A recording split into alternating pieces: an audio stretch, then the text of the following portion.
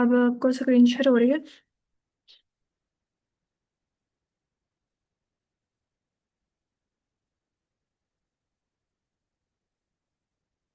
मेरी आवाज आ रही है आप लोगों को? जी, आवाज़ आ रही है और स्क्रीन भी शेयर हो रही है। चलिए फिर आज हमने दो टॉपिक कवर करने हैं, एक लिस्ट टपल और इसके अलावा हमने यूज ऑफ कंडीशंस के भाई हम कंडीशंस को इसके अंदर कैसे यूज करते हैं, ट्रू और फॉल्स वाले को लिस्ट और टपल के अंदर। सबसे पहली बात यह है कि लिस्ट जो है वो एक म्यूटेबल जो होती है ना, वो टाइप होती है हमारे पास कि हम उसके अंदर जो हमारे पास जो भी वैल्यूज होती हैं हम उसको चेंज कर सकते हैं किसी भी वक्त। हम चेंज करना चाहे तो हम कर सकते हैं। Python known as a number of compound data types used to group together other values। Python के अंदर हम डिफरेंट वैल्यूज को कर सकते हैं। जैसे कि अगर हम दूसरी लैंग्वेजेस के अंदर यानी कि सी प्लस प्लस और जो बाकी जो लैंग्वेजेस होती हैं हम अगर उनके हिसाब से देखें तो हम जब भी कोई वेरिएबल डिक्लेयर करते हैं तो उसके लिए ये लाजमी होता है कि हम उसके डाटा टाइप को बताएं। लेकिन जो पाइथन होती है वो हमें इस चीज़ से बचाती है कि हम किसी भी नाम का जो वेरिएबल है वो डिक्लेयर कर सकते हैं और हमें उसकी जो डाटा टाइप होती है वो स्पेसिफिक करने की जरूरत नहीं होती। लेकिन अगर हम चाहते हैं कि भाई हमारे पास एक ही वेरिएबल हो उसके अंदर डिफरेंट डाटा टाइप्स हों और वो एक ही वेरिएबल के अंदर जाकर स्टोर हो जाए तो उसके लिए अंदर हम लिस्ट को यूज़ करते हैं। जिसका सबसे बड़ा फायदा ये है कि ये हमारे पास डिफरेंट डाटा टाइप्स को स्टोर करती है। इसके अलावा हम लिस्ट के एलिमेंट्स को चेंज भी कर सकते हैं, अपनी मर्जी से मॉडिफाई भी कर सकते हैं और हम उनको अपनी मर्जी से डिस्प्ले भी कर सकते हैं। The most versatile is the list, which can be written as a list of comma separated values between square brackets। और एक और बात कि जो स्क्वेयर जो लिस्ट होती है उसको हम स्क्वेयर ब्रैकेट्स के साथ लिखते हैं। List might contain items of different types, but usually the items all have the same type। तो लिस्ट के अंदर हमारे पास जो डुप्लीकेट्स होते हैं वो अलाउ होते हैं अगर हमने दो एक एलिमेंट को हमने दो वैल्यू दी है तो उसके अलावा हम दो को दोबारा रिपीट भी कर सकते हैं। ये हमें जो डुप्लीकेशन होती है उसको लो करती है।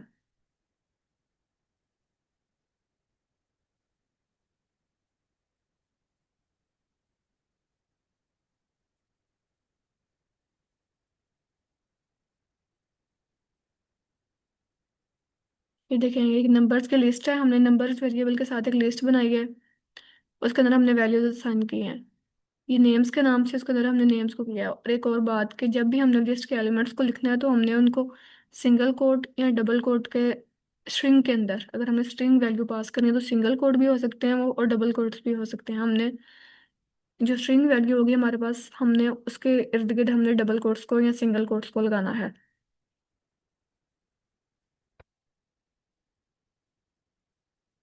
जिस तरह एरे के अंदर इंडेक्सिंग होती है बिल्कुल उसी तरह लिस्ट के अंदर भी इंडेक्सिंग होती है और इसकी इंडेक्सिंग भी बिल्कुल एरे की तरह होती है जो कि जीरो से स्टार्ट होती है लेफ्ट साइड से। इसका इंडेक्स जीरो होगा, इसका वन और इसका to.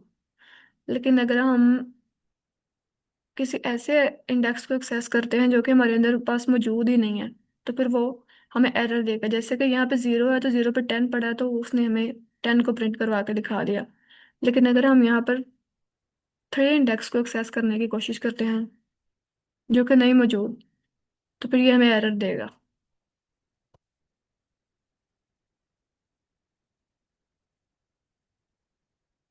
List index out of range, क्या हमने जिस इंडेक्स को एक्सेस करने की कोशिश की है वो रेंज से ही बाहर है।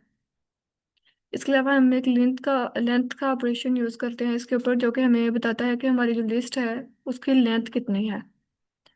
इसकी लेंथ है वन टू थ्री एलिमेंट्स तो ये हमें थ्री दिखाएगा। ये अगर हमारे पास बहुत लंबी लिस्ट हो कि हम उसके एलिमेंट्स को काउंट करने बैठे तो हम ना कर पाए तो उसके लिए हम लेंथ फंक्शन को यूज करते हैं जो कि हमें जो हमारी लिस्ट होती है उसके अंदर मौजूद जितने भी एलिमेंट्स होते हैं उनके जो रियल नंबर्स होते हैं वो हमें बता देता है। एक्सेसिंग और स्लाइसिंग लिस्ट, हम लिस्ट की स्लाइसिंग भी कर सकते हैं और उसको स्लाइसिंग करके एक्सेस कर सकते हैं। यानी कि अगर हम लिस्ट का कुछ पार्ट एक्सेस करना चाहते हैं तो हम वो भी कर सकते हैं। माइनस थ्री इंडेक्स, अगर हमने यहाँ माइनस थ्री लेगा तो माइनस इंडेक्स जो होता है वो राइट साइड से स्टार्ट होता है। यहाँ पर राइट साइड से जो पहला एलिमेंट होगा उसका इंडेक्स माइनस वन इधर -2 और इधर -3। -3 पे 12 था तो उसने हमें 12 को शो करवा दिया।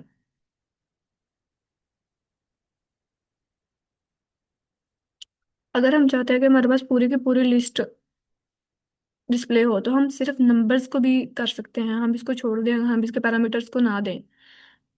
लेकिन अगर हम इसको एक एक शो करने का तरीका ये भी है कि हम जीरो इंडेक्स से स्टार्ट करें और अगला इंडेक्स जो है ना हमारे पास जो जहाँ तक हम इंडेक्सिंग या स्लाइसिंग करना चाहते हैं उसकी, उसको खाली छोड़ देती है, पूरी की पूरी लिस्ट हमारे पास आ जाएगी। अगर हम चाहते हैं कि 0 से 4 से लेकर हमारे पास फोर्थ इंडेक्स तक जो हमारे पास वैल्यूज हैं वो हमारे पास हो जाए, तो वो ये 0 1 2 3 तक करेगा। फोर्थ इंडेक्स इसमें इंक्लूड नहीं होगा क्योंकि फोर्थ से पहले पहले करेगा, इसका जो भी लास्ट इंडेक्स होता है उससे पहले पहले तक ये पहले इंडेक्स पर जो एलिमेंट्स मौजूद होते हैं ये उनको शो करवा देता है।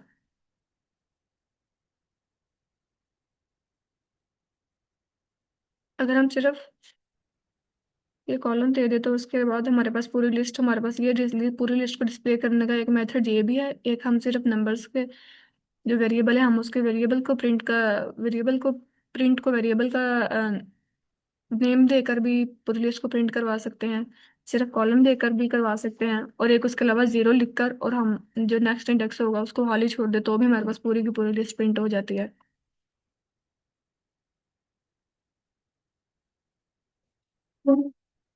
Print numbers 1 to 4। 1 to 4 index तक जो नंबर होंगे ये उनको प्रिंट करेगा। वन इंडेक्स ये है, 1 2 3, और ये 4 वाले को नहीं करेगा, सिर्फ 12 43 और 65 होंगे।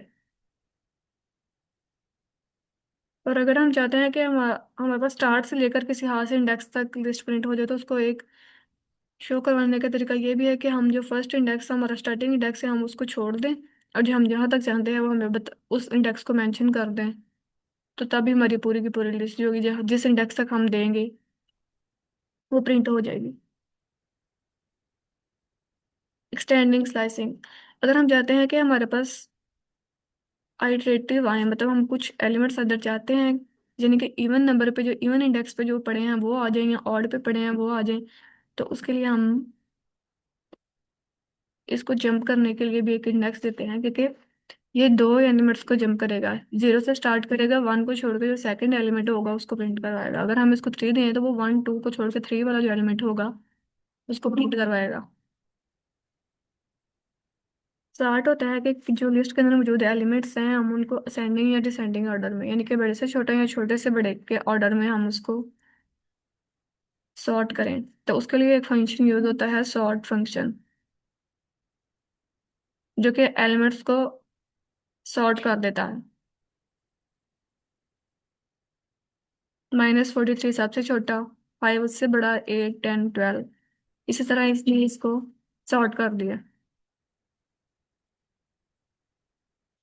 इसके अलावा अगर हम चाहते हैं कि हमारे पास जो लिस्ट है वो हमारे पास रिवर्स होके आ जाए, तो उसके लिए हम रिवर्स का फंक्शन यूज करते हैं, जो कि हमारे पास पूरी लिस्ट को रिवर्स कर देता है। नंबर्स को हमने ये वाली वैल्यूज एलिमेंट्स दी, इसके अंदर लिस्ट के अंदर ये वाली वैल्यू स्टोर करवाई, फिर हमने नंबर्स के साथ रिवर्स वाला फंक्शन कॉल किया। तो हमने जब नंबर्स को प्रिंट करवाया तो वो हमारे पास जो नंबर्स होंगे उनको रिवर्स में कर देगा।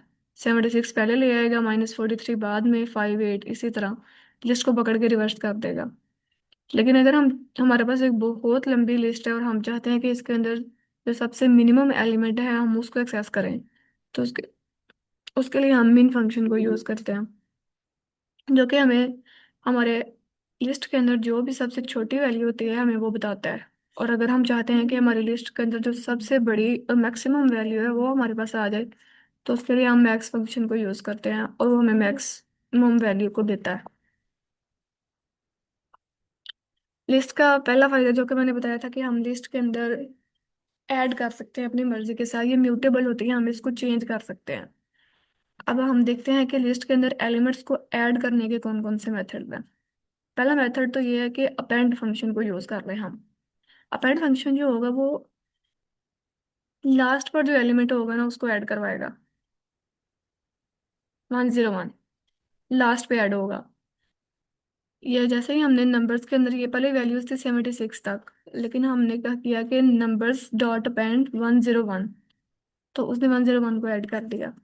अगर हम यहाँ 96 को ऐड करवाना चाहें तो फिर ये उसके लिए भी हम अपेंड फंक्शन को यूज करेंगे। लेकिन अपेंड जो होता है वो एलिमेंट को लास्ट वाले इंडेक्स पे करता है, ऐड। जैसे कि यहाँ पे नंबर्स है, उसमें हाली नंबर्स का हमने लिस्ट बनाई है, वो भी एम्प्टी है, उसके अंदर कुछ भी नहीं है। लेकिन जैसे जैसे हम अपेंड करेंगे 10, फिर हम दोबारा नंबर्स डाट अपेंड करेंगे, 20 करेंगे तो फिर पहले 10 स्टोर होगा, फिर 20 स्टोर होगा, और फिर जो नंबर्स होंगे यानी कि 10 और 20 उनको प्रिंट कर देगा।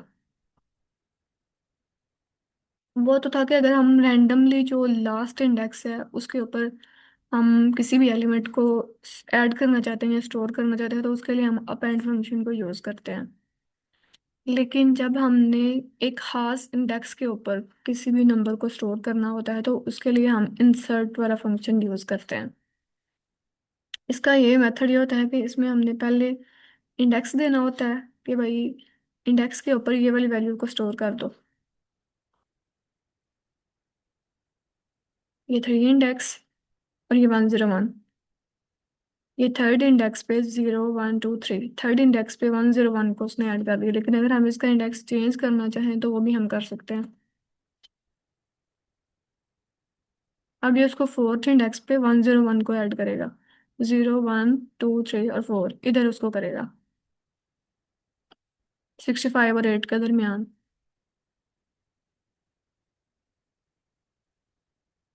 अगर हम चाहते हैं कि हम सिर्फ एक एलिमेंट को ऐड ना करें, हम मल्टीपल एलिमेंट्स को एक ही वक्त में लिस्ट के अंदर ऐड कर लें, तो उसके लिए हमें इंसर्ट या अपेंड की तरफ जाने की जरूरत नहीं है। उसके लिए हम एक्सटेंड फंक्शन को यूज कर सकते हैं, जो कि एक ही लिस्ट के अंदर मल्टीपल जो एलिमेंट्स होते हैं उनको किसी भी दूसरी लिस्ट के अंदर जो होता है वो ऐड कर देता है।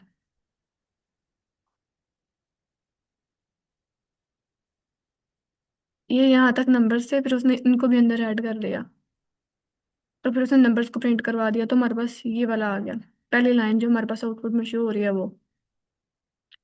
उसके बाद दूसरा लिस्ट का फायदा ये है कि हम लिस्ट के अंदर जो मौजूद एलिमेंट्स हैं हम उनको चेंज कर सकते हैं।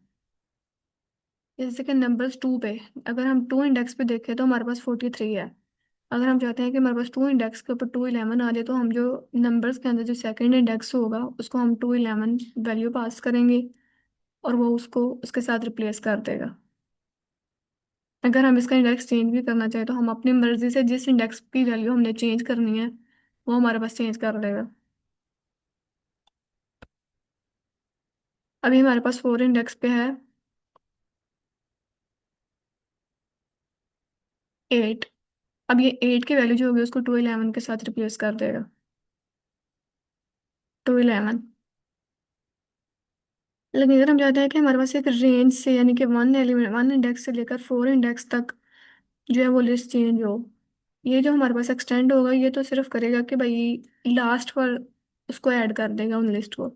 लेकिन अगर हम चाहते हैं कि ये हमारे पास हाश इंडेक्स के ऊपर हो स्टोर हो वैल्यूज, मल्टीपल वैल्यूज जो हैं, तो उसके लिए हम इंडेक्सिंग वाला तरीका ही यूज़ करते हैं। नंबर्स में 1 से लेकर 4 इंडेक्स यानी कि 1 2 और 3 इंडेक्स पर 45 45 और 45 स्टोर हो जाएगा, 1 2 और 3 इंडेक्स। उसके अलावा तीसरी चीज़ कि हम लिस्ट के अंदर चीज़ों को रिमूव भी कर सकते हैं। अगर हम चाहते हैं कि हमारा हम कोई एलिमेंट चाहते हैं कि हमें डिलीट हो जाए या हम चाहते हैं कि वो हमें नज़र ना आए या हम उसको रिमूव करना चाहते हैं तो उसके लिए हम रिमूव फंक्शन को यूज़ करते हैं। रिमूव फंक्शन जो होता है वो बाय वैल्यू जो होता है वो किसी भी लिस्ट के अंदर से एलिमेंट को डिलीट करता है।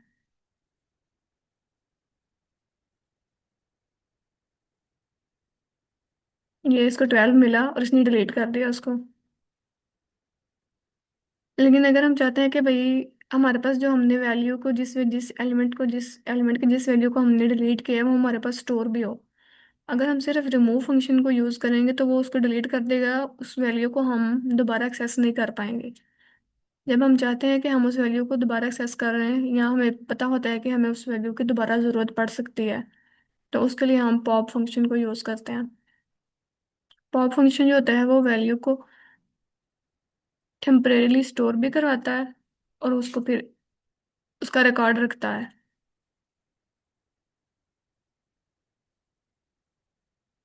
अगर हम चाहते हैं कि जो हमारे पास एक स्पेसिफिक इंडेक्स की वैल्यू है वो डिलीट हो जाए तो हम उसके लिए पॉप फंक्शन के अंदर जो उसका इंडेक्स होता है उसको पास कर देते हैं। पॉप 3।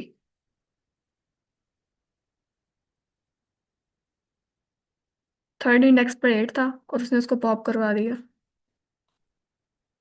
उसके अलावा अगर हम चाहते हैं कि हमारे पास बहुत लंबी लिस्ट है और हम चाहते हैं कि एक स्पेसिफिक नंबर जो है वो इस लिस्ट के अंदर कितनी मरतबा रिपीट हुआ है, तो उसके लिए हम काउंट फंक्शन यूज करते हैं, जो कि हमें बताता है कि एक स्पेसिफिक वैल्यू जो है वो कितनी मरतबा काउंट हुई है, और जबकि लेंथ हमें ये बताता है कि एक पूरी लिस्ट के अंदर कितने एलिमेंट्स मौजूद हैं। काउंट हमें ये बताता है कि एक स्पेसिफिक नंबर जो है वो इस लिस्ट में कितनी मरतबा रिपीट हुआ है। 10 वन टाइम्स आया है। अगर हम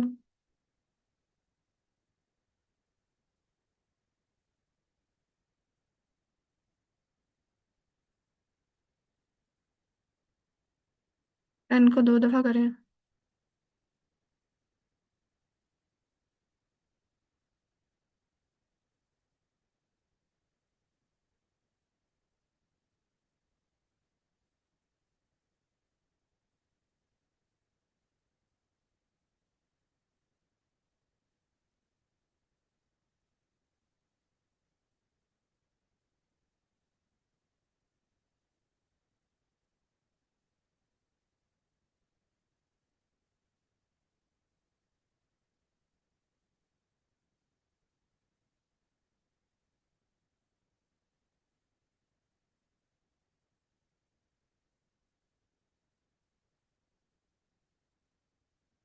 आई थिंक इसमें कोई एरर आ रहा है।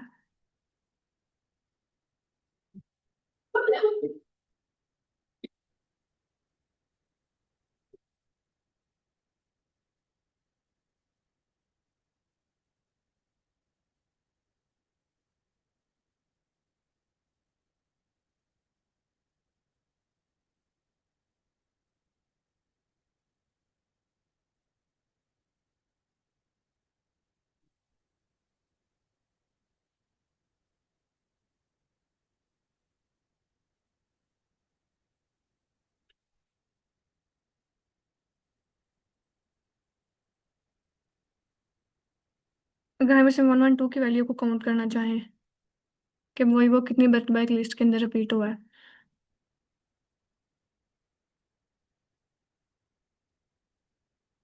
0 मरतबा क्यों क्या है? क्योंकि 112 को हमने रिमूव कर दिया था इधर से, और ये अपडेटेड लिस्ट जो है वो ये वाली है। अब हम इसमें से चेक करते हैं कि 65 कितनी मरतबा आया है।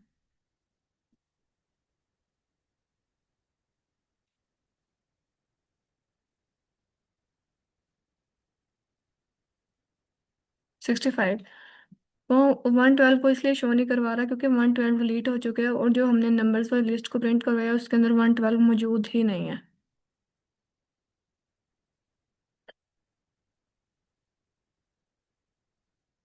नेक्स्ट हम स्टार्ट करते हैं tuple. Tuple lists work well for storing collection of items that can change throughout the life of a program. The ability to modify list is particularly important when you are working with the list of users on a website or a list of characters in a game. However, sometimes you will want to create a list of items that cannot change. Tuples allow you to do just that. Python refers to values that cannot change as immutable, and an immutable list is called a tuple. List को हम वहाँ पर use करते हैं जहाँ पर हम चाहते हैं कि हमारे पास जो वैल्यूज़ हैं वो हम चेंज कर सकें, जैसे कि गेम के अंदर स्कोर जैसे कि हर वक्त चेंज होता रहता है। लेकिन अगर हम चाहते हैं कि हमें कई जगह पे ऐसी वैल्यूज़ की भी ज़रूरत पड़ती है कि हम चाहते हैं कि हमारे पास जो वैल्यूज़ हैं वो चेंज ना हो, तो उसके लिए हमें पाइथन जो होती है वो टपल डेटा टाइप प्रोवाइड करती है कि हम टपल के अंदर कोई भी वैल्यू जो हम एक दफ़ा पास कर देते हैं उसको हम डिलीट या उसको हम चेंज नहीं कर सकते। ये इम्यूटेबल होती है। Defining a tuple looks just like a list except you use parentheses instead of square brackets. हम लिस्ट को तो हम स्क्वायर ब्रैकेट के साथ रिप्रेजेंट करते हैं, लेकिन हम इसको पैरेंथेसिस के साथ रिप्रेजेंट करते हैं। Once you define a tuple, you can access individual elements by using each item's index just as you would for a list. इसमें कुछ चीज़ें जो होती हैं वो लिस्ट के सेम ही होती हैं, लेकिन इसका जो सबसे डिफरेंट चीज़ है वो लिस्ट ये है कि ये इम्यूटेबल है, यानी कि हम इसको चेंज नहीं कर सकते। अगर हम लिस्ट के किसी भी एलिमेंट को एक्सेस करना चाहते हैं तो उसका तरीका बिल्कुल वैसे ही है जैसे कि हम लिस्ट के अंदर इंडेक्सिंग को यूज करके उसके किसी भी एलिमेंट को एक्सेस कर सकते थे। For example, if we have a rectangle that should always be a certain size, we can ensure that its size does not change by putting the dimensions into a tuple.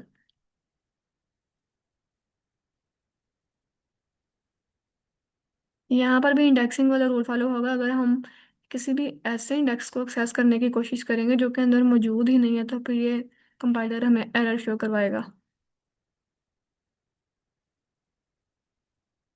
अगर हम इसके किसी भी element को modify करने की कोशिश करते हैं तो ये हमें एरर देगा। इसमें हम किसी भी चीज़ को मॉडिफाई नहीं कर सकते। लूप्स बिल्कुल इसी में इसमें भी लूप्स बिल्कुल लिस्ट की तरह ही करती हैं और ये इसके 250 दोनों एलिमेंट्स को प्रिंट करवा देगा।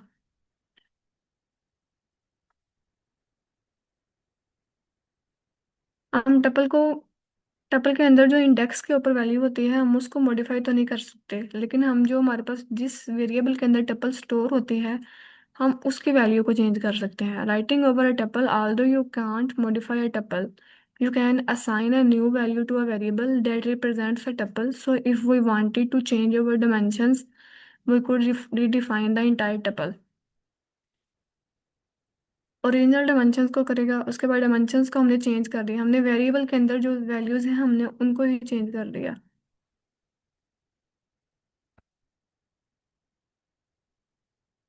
फिर ये उनको करेगा, यानी कि इसके अंदर हम किसी भी स्पेसिफिक इंडेक्स के ऊपर हम चेंज नहीं कर सकते। लिस्ट का टॉपिक बस इतना ही है कि ये क्योंकि ये इम्यूटेबल होती है इसलिए इसके ऊपर ज़्यादा कोई भी फंक्शन परफॉर्म नहीं हो सकता। ना ही हम इसको मॉडिफाई कर सकते हैं, ना ही हम किसी इसके एलिमेंट को डिलीट कर सकते हैं, ना ही हम इसको पॉप वाला फंक्शन यूज़ कर सकते हैं। हालांकि के लिए हम लेंथ वगैरह वाले जो फंक्शन होते हैं यानी कि मिनिमम और मैक्सिमम वाले वो जो फंक्शंस होते हैं हम वो यूज़ कर सकते हैं कि बेस लिस्ट के अंदर मिनिमम वैल्यू कौन सी है या मैक्सिमम वैल्यू कौन सी है, या टेबल के अंदर जो एक स्पेसिफिक जो डिजिट है या नंबर है हमारे पास वो कितनी दफ़ा रिपीट हुआ है, लेकिन हम इसके किसी भी एलिमेंट को मॉडिफाई नहीं कर सकते। Programming often involves examining a set of conditions and deciding which action to take based on those conditions. Python's if statement allows you to examine the current state of a program and respond appropriately to the state. In this chapter, you will learn to write conditional tests, which allow you to check any condition of interest. You will learn to write simple if statements, and you will learn how to create a more complex series of if statements to identify when the exact conditions you want are present. You will then apply this concept to list, so you will be able to write a for loop that handles most items in a list one way but handles certain items with specific values in a different way. अब हम देखें कि हम list के अंदर conditions को किस तरह यूज कर सकते हैं।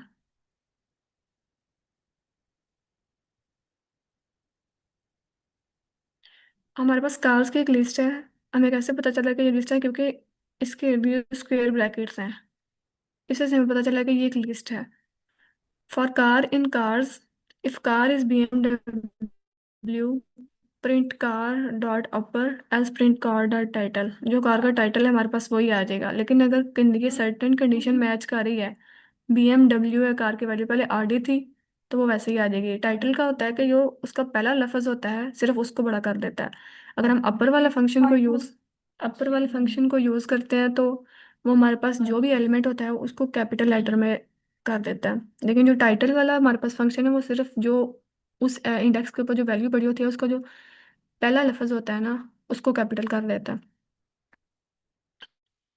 पहली कंडीशन थी if car is equal to BMW, हालांकि कार तो RD थी, ये एल्स वाली स्टेटमेंट फिर रन होगी और इसमें टाइटल यानी कि RD का A उसने बड़ा कर दिया।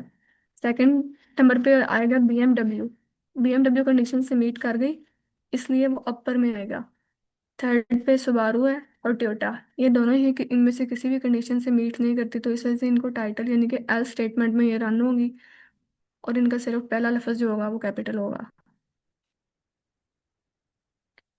Conditional tests. At the heart of every if statement is an expression that can be evaluated as true or false and is called a conditional test.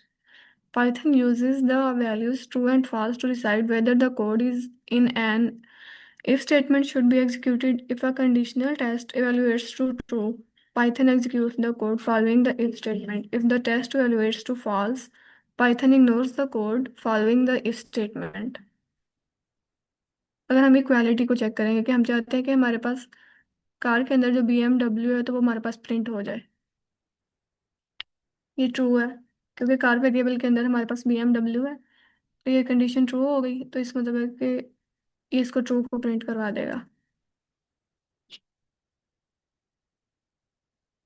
इसके अंदर जो अगर जब हम कंडीशंस को या इक्वालिटी को चेक कर रहे होते हैं तो ये पाइथन होती है केस सेंसिटिव होती है।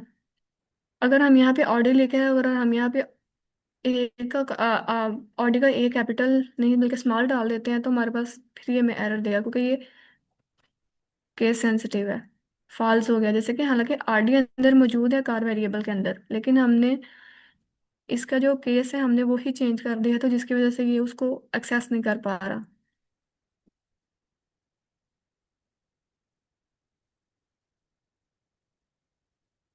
Checking for inequality, when you want to determine whether two values are not equal, you can combine an exclamation point and an single equal sign.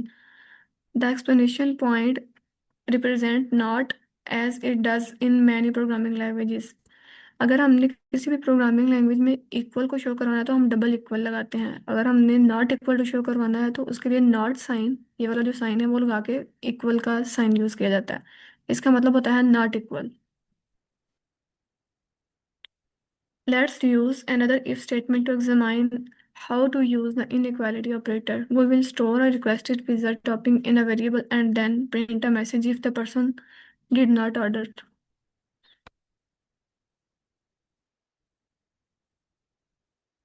Not equal to good, तो hold the good. तो उसने इस condition को print करवा दिया। इसके अलावा हम नोमेरिकल कंपैरिजन भी कर सकते हैं कंडीशंस को यूज करके। एज के अंदर है 18, print age is equal to 18। अगर एज 18 के इक्वल हो गई तो ये हमारे पास ट्रू आएगा, लेकिन अगर एज 18 के इक्वल नहीं होगी तो ये फॉल्स शो करवाएगा, लेकिन यहाँ पर एज 18 के ही इक्वल है तो इस वजह से हमें ट्रू शो करवाएगा।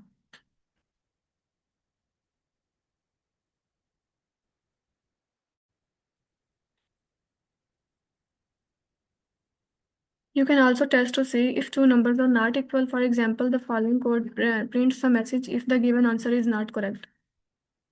Answer is equal to 7, answer वाले वेरिएबल के अंदर 17 स्टोर होगा।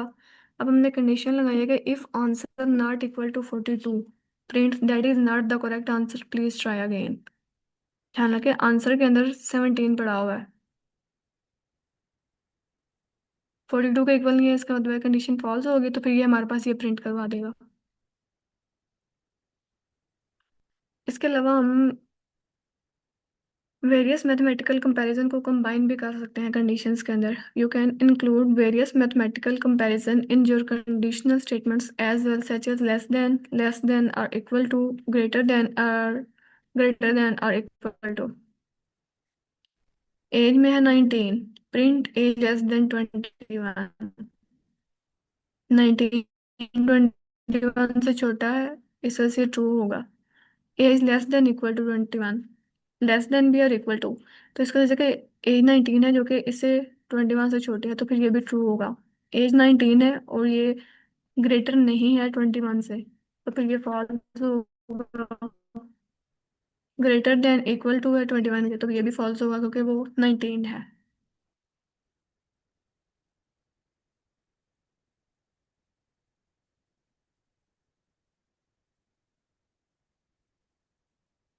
Checking multiple conditions. You may want to check multiple conditions at the same time. For example, sometimes you might need two conditions to be true to take an action. Other times you might be satisfied with just one condition being true. The keywords and or can help you in these situations. Multiple conditions को हम किस तरह check करेंगे? To check whether two conditions are both true simultaneously, use the keyword and to combine the two conditional test. If each test passes, The overall expression evaluates to true. If either test fails or if both test fails, the expression evaluates to false. Age zero के नाम से एक variable है, उसके अंदर 22 है और as one के अंदर 18 है। अब एज जीरो की जो वैल्यू है वो ग्रेटर देन है 21 से, और एज वन के अंदर जो वैल्यू है वो ग्रेटर देन है इक्वल टू है 21 से। तो फिर हमने इसको प्रिंट करवाना है। एंड में कोई भी फंक्शन ट्रू तब होता है जब उसके दोनों वैल्यूज ट्रू होंगी था। और अगर कोई एक भी वैल्यू ट्रू हो जाए तो फिर हमारे पास वो ट्रू ही होता है।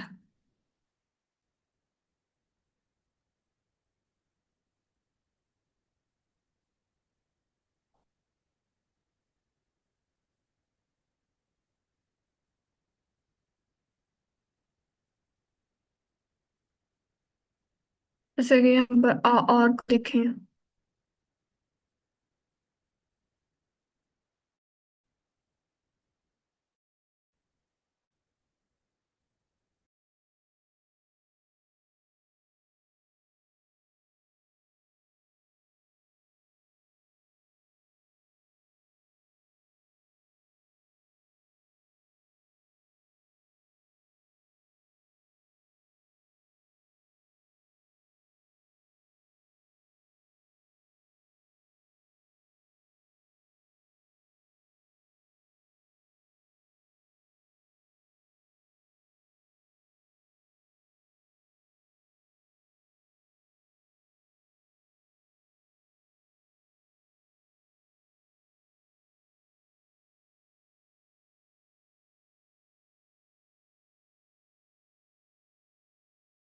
भी डे ने।